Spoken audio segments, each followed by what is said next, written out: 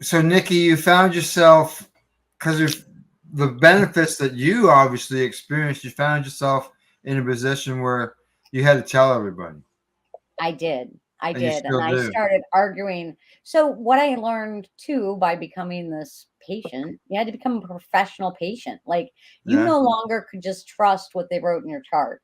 You had to get those records because Kingston General Hospital made such a drastic jackup of all my diagnoses and symptoms and everything. I was just like, is this really a medical record? Did somebody like what were they doing? Like talking to another person and put that person's shit in my No, the chart? College Like, of Physicians in Canada don't recognize cannabis as medicine still. So oh they'll yeah, she didn't either. This one, no. yeah, like they Um, don't.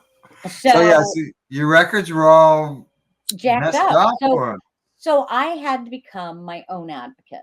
And I had to find doctors that at least didn't hate on you for using cannabis.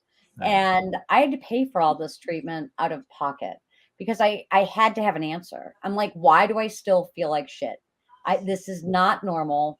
This is not cool. I cannot function like this without cannabis, not because I'm addicted to cannabis, but because it literally improves the quality of my life so much. But I don't understand why edibles don't affect me the way other people did. And then I got like gene testing and I started to learn why.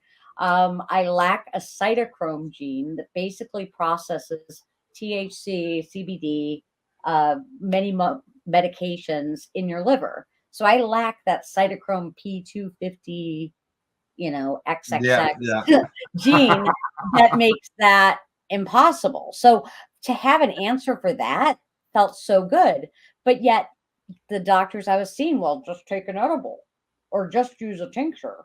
And I said, but that doesn't work. Smoking is all that works. Well, that's dangerous and that's going to kill you.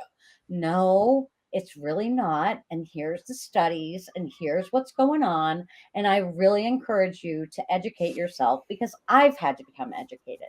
yeah. And very rarely did I get in a pissing match with them.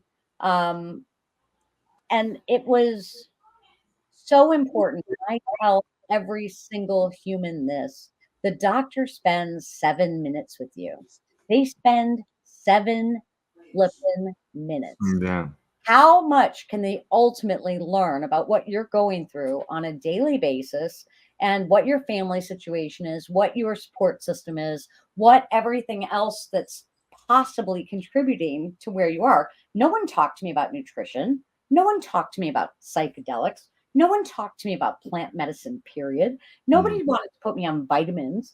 It was all pharmaceutical, pharmaceutical, pharmaceutical, and this cascade of pharmaceuticals where they had different symptoms from the drug itself, and then they would give you another drug to Oh yeah.